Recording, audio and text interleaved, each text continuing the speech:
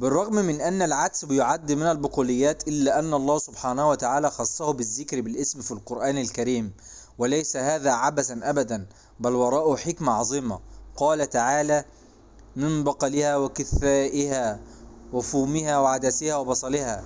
وده في لغة العرب يسمى التخصيص. السؤال بقى اللي يجي هنا في ذهننا: ماذا خلق الله في العدس ليذكر بالاسم؟ العدس هو طعام الفقراء، لكن سره أعظم مما تتخيل. من العجيب أن العدس عند كثير من الناس بيسمى بطعام الفقراء لأنه رخيص ومتوفر وسهل التحضير، لكن المفاجأة العلمية: طعام الفقراء ده ليس طعام بسيط أبدا، بل هو أكتر الأطعمة غنى بالعناصر اللي بيحتاجها القلب والدماغ والدم والبنكرياس.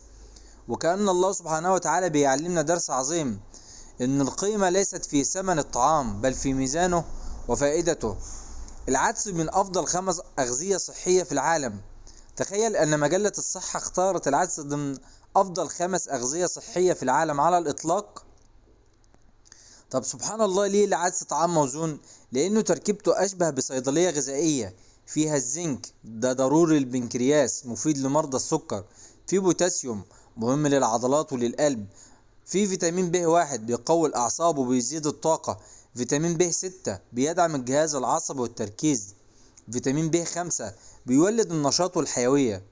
وفي الدراسة دي قالت إن أكتر من تناول البقوليات ومنها العدس قلت لديهم مشاكل القلب والجلطات ب 82%. أنت متخيل؟ نسبة كبيرة قوي. العدس ملك الألياف.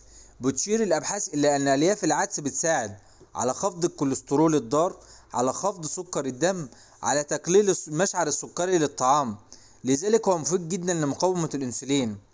العدس وفقر الدم وسر الليمون. العدس غني بالحديد زائد حمض الفوليك، وهما أساسيان في تصنيع كريات الدم الحمراء. الأجمل من كده إن الناس ما بتاكلش العدس إلا مع الليمون، ولكن ليس هذا ذوقا فقط بل سر علمي. الحديد اللي موجود في الطعام غالبا بيكون ثلاثي التكافؤ، يعني صعب الامتصاص، ولا يمتص جيدا إلا إذا تحول إلى ثنائي التكافؤ، وده بيحتاج وسط حمضي زي الليمون. لذلك أطعمة الحديد زي العدس والسبانخ والملوخية بتؤكل مع الليمون عشان تحول الحديد إلى العنصر القابل للامتصاص. العدس فيه عناصر نادرة للدماغ والتركيز. العدس غني بالنحاس، عنصر نادر يحتاجه الدماغ. غني بالمنجنيز، نقصه عند الأطفال مرتبط بفرط النشاط وضعف التركيز. العدس غني بالفوسفور، مهم للطاقة العصبية والعضلية. الخلاصة: العدس ليس بمجرد قول بل آية غذائية، عشان كده ربنا عز وجل ذكره بالاسم في كتابه الكريم. لو عجبتك المعلومة ما تنساش لايك وشير وسبسكرايب للقناة.